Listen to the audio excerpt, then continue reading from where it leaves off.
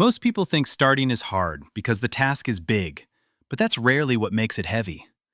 You've probably told yourself you just need more motivation, more discipline, maybe a better system or routine, and that causes you to wait. Wait until you feel ready, until the pressure feels right. And somehow, that moment never really comes. Every time you think about starting something important, a familiar feeling shows up first. Not laziness, not boredom, but a small weight in your chest. A tightness you can't fully explain. It doesn't scream, it just sits there, making everything feel slightly harder to reach.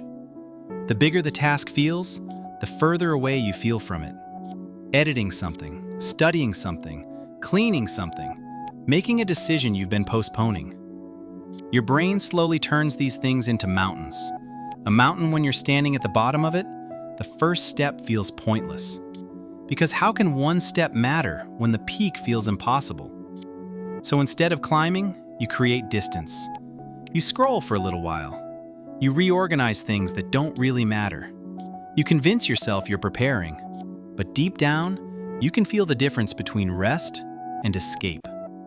Escape always happens right before starting. And most people never notice that moment.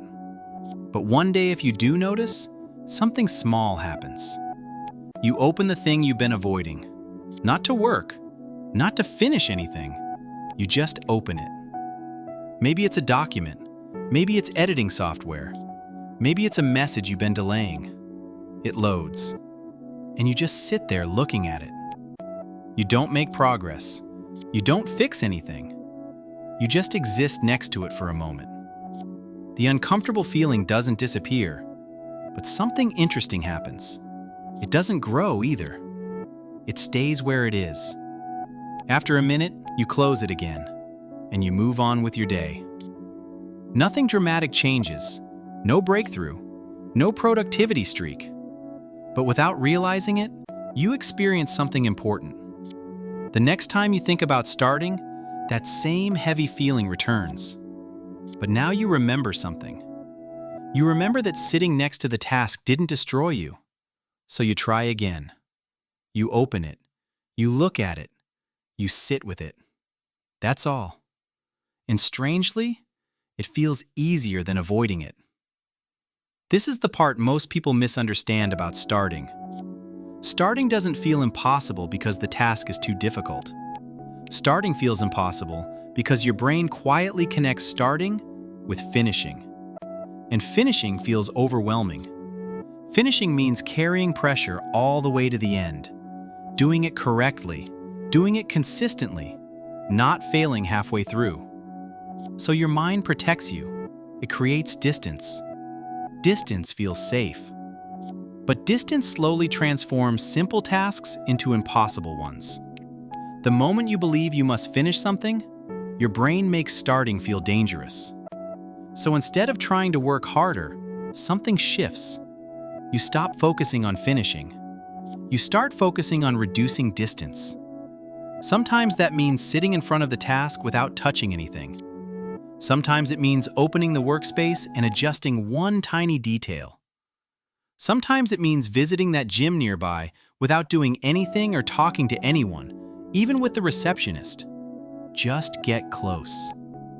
From the outside, it looks like nothing is happening, but inside, something subtle is changing. Every time you approach the task without forcing completion, your brain learns a new lesson. The task is not a threat. The discomfort is not permanent. And with every small contact, the mountain becomes slightly smaller. Not because the work changed, because your relationship with the work changed. You begin noticing something else too. The moment you stop telling yourself you must finish everything, resistance softens. You're no longer fighting the task. You're becoming familiar with it. And familiarity is more powerful than motivation. Motivation is loud. Motivation is emotional. Motivation disappears quickly. Familiarity is quiet, and it stays. You stop seeing tasks as giant finished outcomes. Because when you allow yourself to only visit a task, pressure loosens. You're no longer stepping into something that demands hours, perfection, or certainty. You're just stepping closer. And that's where the idea of 5 minutes becomes powerful. Not because 5 minutes can finish anything meaningful, but because 5 minutes breaks the illusion that starting means committing your entire energy. Your brain is always calculating cost. If it believes starting equals exhaustion, failure, or endless effort, it will resist. But when starting only costs 5 minutes, the risk feels manageable. So you begin. You set a small timer, or you don't even measure it. You just tell yourself you're allowed to leave after a few minutes. Sometimes you will leave, and that's important. Because keeping that promise builds trust with yourself. You're proving that approaching something doesn't trap you inside it. You can step in and step out. And slowly, your mind stops associating work with being stuck. Other times, something else happens. You begin with the intention of staying for 5 minutes, and without noticing, you stay longer. Not because you forced yourself, because the hardest part was never doing the work. It was crossing the invisible line between avoidance and contact. That line is where fear lives. Not dramatic fear, the fear that starting will expose how uncertain you feel. But uncertainty only feels overwhelming when you observe it from a distance. The moment you step into the task, uncertainty becomes specific, and specific problems are easier for the brain to handle than vague ones. You don't need confidence to begin. Confidence often arrives after movement starts. And this pattern repeats across more parts of life than most people realize. You see it when someone avoids making a difficult phone call until they dial and hear the first ring. You see it when someone delays cleaning a messy space until they move one object. You see it when someone avoids exercise until they step into the place where it happens. In each case, the biggest wall isn't effort, it's exposure. Exposure to the moment where you don't fully know how things will unfold. Your brain wants guarantees before it allows action, but most meaningful things in life never come with guarantees. So if you wait for certainty, starting will always feel distant. That's why shrinking the commitment matters more than increasing motivation. When you allow yourself to begin imperfectly, briefly, and without expectation, you remove the weight that made the first step feel impossible. And over time, another shift appears. You stop measuring progress only by completion. You start measuring progress by contact. Did you open the space? Did you approach the thing you normally avoid? Did you allow yourself to exist next to it without escaping immediately? Those moments look small from the outside, but internally, they reshape how your brain categorizes effort. Effort stops feeling like punishment. It starts feeling like participation. You are no longer someone forcing productivity. You are someone building tolerance for beginning. And tolerance changes your relationship with fear. Fear loses authority when it stops deciding whether you show up. It becomes background noise instead of a wall. You still feel hesitation sometimes. You still feel resistance on certain days. But hesitation no longer decides your direction. It simply becomes something that walks beside you.